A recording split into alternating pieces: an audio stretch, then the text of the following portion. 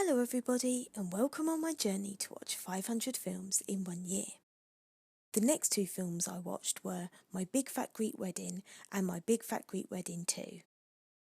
My Big Fat Greek Wedding is about a young Greek woman who falls in love with a non-Greek man and who struggles to get her family to accept him while she comes to terms with her heritage and cultural identity.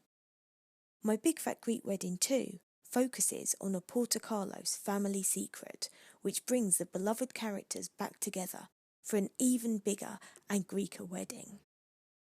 Despite the fact that I think My Big Fat Greek Wedding is an absolutely lovely film, I was surprised to find out that it's actually the highest grossing romantic comedy of all time.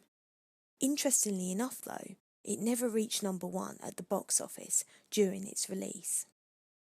I loved the way that all the characters are so proud of their heritage, and the way that Nia Vardalos used idiosyncrasies of people she knows to increase the humour and personal experience to provide the basis of the story. She is married to the actor who plays Mike in the movie, Ian Gomez, and he is of Puerto Rican and Russian Jewish descent. Apparently the script was developed after Tom Hanks and his wife Rita Wilson, who produced the movie, saw her one-woman show and thought the material had potential. The sequel, which has come to cinemas 14 years later than the original movie, builds on the same themes, but examines the effect on a mother of having a teenager go off to college, and is again based on personal experience.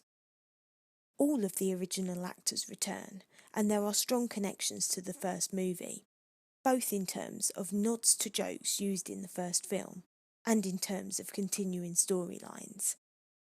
Nia Vardalos and John Corbett have really nice chemistry, and it was interesting to find out that Elena Kampouris, who plays their daughter, is actually half Greek. My Big Fat Greek Wedding is definitely better than the sequel, but I found both movies to be largely funny, sweet, and definitely cheery. A thumbs up for each from me. Please join me for my next review, where I'll be talking about Intolerable Cruelty, co-written and directed by the Coen brothers. Thanks for taking the time to listen, and I hope to hear from you soon.